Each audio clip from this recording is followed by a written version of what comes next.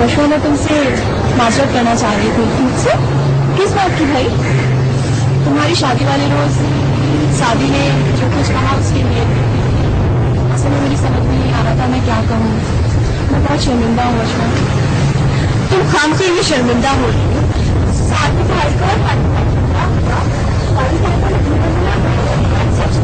ऐसे झगड़े तो घरों में अक्सर होते ही रहते हैं। परेशानी की क्या बात? इस घर में कुछ ज्यादा ही होता है और वो भी सिर्फ एक शख्स की वजह से। हादी कह रहे थे कि सादी भाई खुद बुरे नहीं है, उनकी कंपनी बुरी है। मशवा तुम बहुत खुशकिस्मत हो कि तुम्हें हादी भाई जैसा शौहर मिला। उनकी मुझ पर, मेरी बेटी पर और सादी पर बहुत एहसानात है। इस घर में जो मैं तुम्हें नजर आ रही हूँ ना, सिर्फ हादी भाई की वजह से। वरना सादी तो ऐसे परेशान नहीं होती और वैसे भी वक्त गुजरने के साथ साथ खुद ही ठीक हो जाएंगे। इस घर में सादी के अलावा सब लोग बहुत अच्छे हैं। उसकी हरकतों की वजह से कभी किसी ने मेरे साथ कोई बुरा सलूक नहीं किया, कभी कोई तंज नहीं, कोई ताना तक नहीं दिया। शादी से मेरी लव मैरिज थी। यही मेरी जिंदगी की सबसे बड़ी हिमाकत थी। तब मैं कॉलेज में पढ़ा करती थी। वो हमारे कॉलेज के बाहर आकर खड़ा हुआ करता था।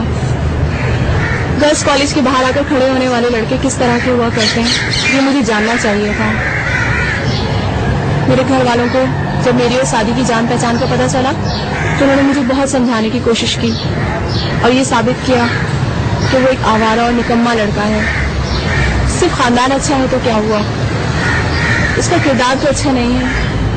तालीम तो वो पहले ही छोड़ चुका था और कोई काम भी नहीं करता था और काम ना करने का उसके पास हर वक्त कोई ना कोई बहाना मौजूद था।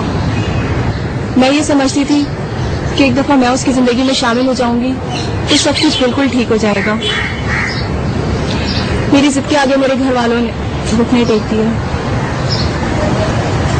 शादी के घर वाले अच्छे थे कि रिश्ता लेकर घर चले आए, वरना मैं तो घर से भागकर शादी करने के लिए भी तैयार थी। शादी के बाद सब कुछ सामने आ गया। कौन सच्चा था, कौन झूठा, क्या सही था, क्या गलत, सारी हकीकत सामने आ गई। शादी वैसे का वैसे ही रहा, बल्कि पहले से ज्यादा बदतर हो गया। उसके सारे वादे हद से उड़ गए। तो तुम शादी भाई से पूछती क्यों नहीं कि वो ऐसा क्यों करते हैं? इस घर में हर शख्स उससे यही सवाल करता है। उसने कभी उन्हें बताया हो तो मुझे कुछ बताएगा ना। चलो छोड़ो, अब तुम परेशान नहीं हो। शुरू में बहुत से लड़के ऐसे होते हैं फिर ठीक हो जाते हैं। हादी भाई तो ऐसे कभी नहीं रहे। बाबा भी इतने अच्छे, फिर ये ऐसा क्यों है?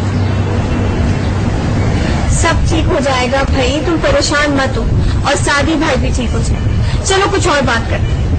अच्छा एक बात बताओ, तुम्हें पेंटिंग आती है? नहीं, हर किसी को तो पेंटिंग नहीं आती। तुमको आती है? हाँ, किसी दिन मैं तुम्हें अपने हाथ की बनाई हुई पेंटिंग्स दिखाऊंगी। वैसे मैंने सुना है तुम खाना बड़ा अच्छा बनाती हो। हाँ, शायद कुछ अच्छा बना लेती हूँ। तो तुम मुझे फिर क्या खिला? सुषमा भाभी, आज आपकी खीर की वजह से मैं खाना बहुत कम खा रही हूँ। खीर? कैसी खीर? हादी भाई, आपको नहीं पता? सुषमा भाभी ने आज अपने हाथों से खीर बनाई है, बल्कि अम्मी ने उसे बनवाई है। आज खाने में अहम डिश खीर ही तो है। वाओ, इसका मतलब है कि खीर पे अच्छी खासी मेहनत हुई। वैसे एक बात है अम्मी, खीर बनाने का ख्याल एकदम आया कैसे? बेटा एकदम ख्याल नहीं आया कि एक रस्म होती है, नई दुल्हन से पहली जगह को मीठा पकवाचे। तो मैं यही सोचा कि आज खीर बनवा जाए रश्मा से। और खीर की शक्ल इतनी अच्छी नहीं है, जायका उससे भी माशाल्लाह बहुत अच्छा। अपनी जायके का तो पता नहीं, हमने बनाई बड़ी मुश्किल से। वैसे खीर बनाना किसको आसान लगता है? हर किसी के लिए बहुत मुश्किल होता है। खीर की बात चल ही निकली है तो मैं खाना छोड़ के खीर क्यों ना उगाई जाए? हमेशा के बेसब्री। अरे भाई मुझसे तो बर्दाश्त नहीं हो रहा। अच्छा अच्छा, जरीना जरीना खीर ले आओ। अरे क्या सब्जी खरीदी? ये लीजिए। माशाल्लाह शक्ल देखो। बाबा मैं सर्व करूँ आपको? अरे बताइए, पूछने की बात है। ये लो बेटा, इसको एक सर्व कर। चल चल। हाँ, अब क्यों खा रही है? ये तो पूरा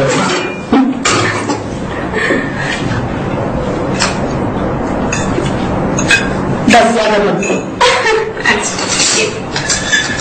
और मत मांगिएगा। आप खाएंगे? अरे खींदा नहीं जाएगा। ये चल माशाल्लाह खीर खीर जल्दी से मुर्शिद पकवा दो। जब सभी खा रहे हैं तो मैं खा लूँ।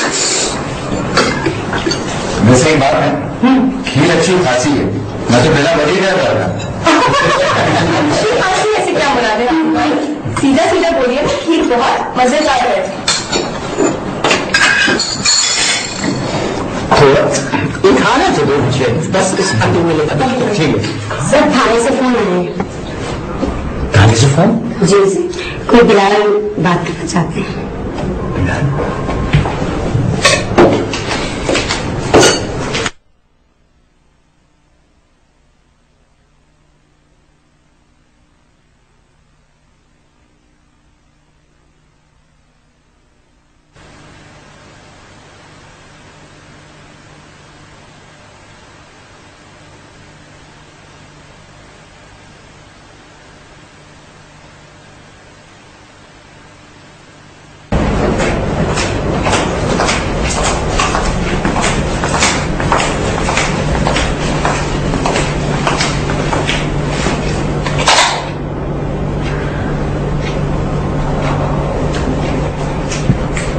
तुम अभी तक सोनी? कहां से आ रही हो तुम? ये तुम किस तरह से बात कर रहे हो? उसी लहजे में बात कर रहा हूं जिस लहजे में मुझे बात करनी चाहिए। कहां से आ रही हो इस वक्त? तुम्हें बताना जरूरी नहीं है। मैं तुम्हारा शौहर हूं। इत्तला के लिए शुक्रिया, मगर ये मेरे लिए नई खबर नहीं है। नई खबर तो मेरे पास है तुम्हें देने के लिए। जरूर दो। रजा आसिफ के साथ क्या ताल्लुक है तुम्हारा? तुम अच्छी तरह से जानते हो कि उसके साथ मेरा क्या ताल्लुक है। मैं नहीं जानता कि उसके साथ तुम्हारा क्या ताल्लुक है। तुम्हें क्या शक है? तुम बताओ मुझे क्या शक होना चाहिए। रात के 2 बजे मैं तुम्हारे साथ पहले नहीं पूछ सकती। लेकिन रात के 2 बजे तुम रजा आसिफ के साथ रंगरलियां मना सकती हो। Shut up. You shut up. मेरे पाप की धज्जियां उड़ाते हुए और मेरी आंखों में दूर जाकर तुम्हें शर्म नहीं आती? कौन सा इत्माद? मेरे और तुम्हारे दरमियान इत्माद का कोई रिश्ता नहीं रहा, कभी नहीं रहा। और अगर तुम मेरे और रजा आसिफ के बारे में कुछ जान गए हो तो बहुत अच्छा हुआ। कम से कम मुझे खुद तो तुम्हें ही सब कुछ नहीं बताना पड़ा। मैं तुमसे तलाक चाहती हूँ।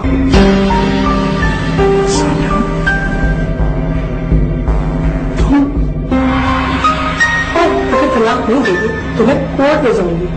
तुम चंद दिनों के अंदर फैसला करो। सामिया, तुम ये सब कुछ उस वक्त कर रही हो जब माइक की वजह से हमारे सारे फैमिली क्राइसिस में है। मोहित का क्राइसिस तुम्हारा क्राइसिस है, तुम्हारे बेटे का क्राइसिस है, मेरा प्रॉब्लम नहीं है।